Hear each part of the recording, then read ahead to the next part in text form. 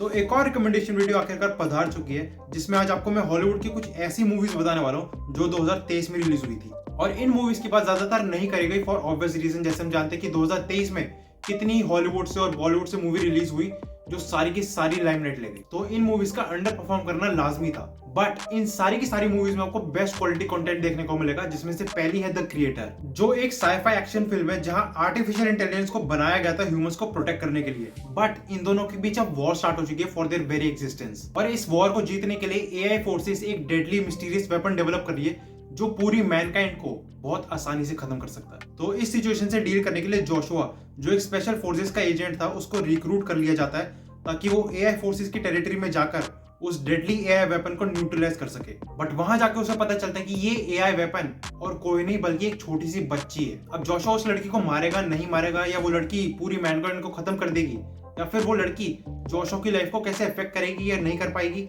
वो सब आपको खुद पता लगाना पड़ेगा। बट मैं यही कहूंगा कि ये मूवी एक थॉट प्रोवोकिंग सिनेमैटिक मास्टरपीस है, जिसमें हमें कमाल की स्टोरी टेलिंग के साथ साथ बहुत हैरान कर देने वाले विजुअल्स भी दिखते हैं। हालांकि कुछ फ्लॉज भी है इसमें, जैसे इसकी एंडिंग जो फुली सेटिस्फाई नहीं करती, या फिर डायलॉग राइटिंग कह लो, वगैरह वगैरह। बट इसका narrative, action scene, cinematography, emotional impact, ये सब चीजें काफी है इसको वॉच लिस्ट में ऊपर रखने के लिए। अब बढ़ते हैं अगली मूवी पे, जो हॉरर साइंस फिक्शन जॉनर से बिलोंग करती है, जिसमें ब्रिन अपनी वो मंडेन लाइफ जी रही है अपने चाइल्डहुड होम में, जहाँ ना उसकी कोई फैमिली है, ना कोई दोस्त, और ना उससे कोई मिलने आता है क्योंकि उसके पास में कुछ ऐसा कुछ कांड हो गया था। लेकिन एक रात उसके घर में एक ऐसा नॉन ह्यूमन विजिटर आता है जिसको कोई इनवाइट नहीं करना चाहता। तो अब ब्रेन अपने आप को उन क्रीचर से बचा पाएगी नहीं बचा पाएगी, ये तो आपको खुद देखना पड़ेगा। बट इस मूवी में कुछ ऐसे सीन्स हैं, लिटरली कुछ ऐसे सीन्स हैं जो आपकी फाड़ डालते हैं। और ऊपर से इसका जो कॉन्सेप्ट है वो काफी यूनिक है, मतलब जहाँ लीड एक्ट्रेस जो है उसका कोई डायलॉग ही नहीं है पूरी मूवी में, मतलब एक आध वर्ड बोलती है, शायद एक वर्ड बोलती है, वो भी पता नहीं कहाँ कितनी देर बाद।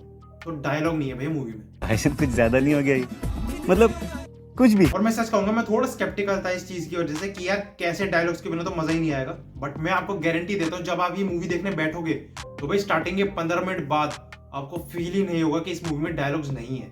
और आपको डायलॉग्स की जरूरत पड़ती भी नहीं है, क्योंकि जिस तरीके से camera work, light, sound effect, cinematography, alien design को यूज करा गया है, ये काफी आपको डराने के लिए। तो इस मूवी का नाम है no one will save you, जिसकी ड्यूरेशन 1.5 घंटे के आसपास है, तो आप आराम से इसके लिए टाइम निकाल सकते हैं। फिर तीसरी है क्रिस हेम्सवर्थ की एक्सट्रैक्शन 2, जिसकी कहानी वहीं से स्टार्ट होती है जहां पार्ट 1 खत्म होता है, जहां टाइलर को बांग्लादेश मिशन के बाद क्लिनिकली डेड अनाउंस कर दिया गया था, बट वो समहाउ बच जाता है और अपने अगले मिशन के लिए प्रिपरेशन चालू कर देता है। लेकिन इस बार मिशन थोड़ा पर्सनल है। अब क्यों पर्सनल है ये तो भाई आपको खुद जानना पड़ेगा। तो जैसा हम जानते हैं कि ये out and out action movie है, जिसने इस जॉनर के लिए एक स्टैंडर्ड सेट कर दी है। और इस मूवी का सेलिंग पॉइंट है कि 21 मिनट का अनकट एक्शन सीक्वेंस जो दिमाग हिला देता है। तो एक्सट्रैक्शन 2 एक एंगेजिंग और थ्रिलिंग सिनेमैटिक एक्सपीरियंस प्रोवाइड करती है, जहां इसके action sequences, individual performance, cinematography, direction, सब कुछ पार्ट 1 से 10 गुना ज्यादा बड़ा और बेहतर था। फिर फोर्थ है और हॉन्टिंग इन वेनिस, जिसमें एक डिटेक्टिव हरक्यूल पोयरो रिटायरमेंट के बाद मजे से अपनी जिंदगी जी रहा होता है। और अगर आपने murder on the Orient express या डेथ ऑन दी नाइल देख रखी है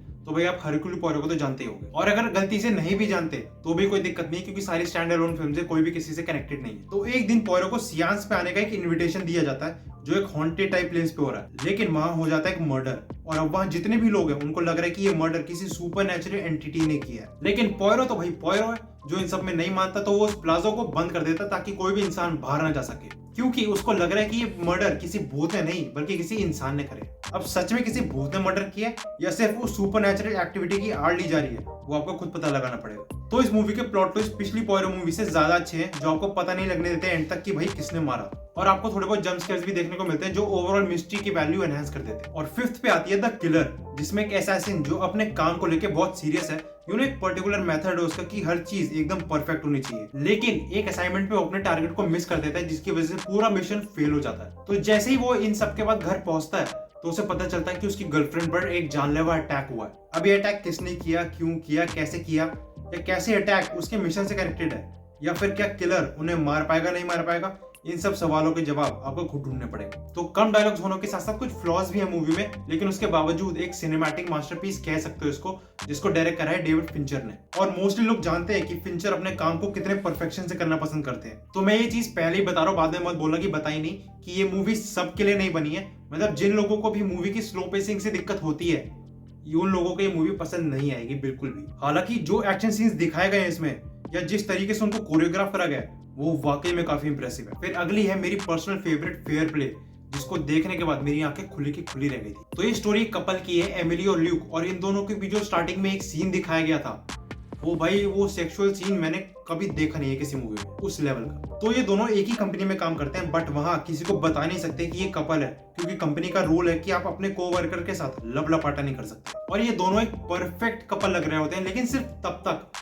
जब तक एक प्रमोशन की दीवार इन दोनों के बीच में नहीं आ जाती। और इसके बाद इन दोनों के रिलेशनशिप के डायनामिक्स पूरी तरीके से बदल जाते हैं, मतलब पूरा रिलेशनशिप टॉक्सिक हो जाता है। अब उस टॉक्सिसिटी की वजह से ये दोनों एक दूसरे के साथ क्या क्या करते हैं, किस लेवल तक गिरते हैं, ये भाई आप खुद पता लगाओ। बाकी इसके बारे में मैं सिर्फ इतना ही बोलूंगा कि एक बेस्ट ड्रामा थ्रिलर है जो आपको अपनी वॉच लिस्ट में सबसे ऊपर रखना चाहिए। तो यार ये थी 2023 की कुछ अंडररेटेड मूवीज जिनको जितना क्रेडिट मिलना चाहिए था उतना मिला नहीं। और इनमें से आपने कौन सी मूवीज देख रखी और कैसी लगी कमेंट करके जरूर बताना। बाकी इसी के साथ मैं निकलता हूँ, and I see you guys in the next video.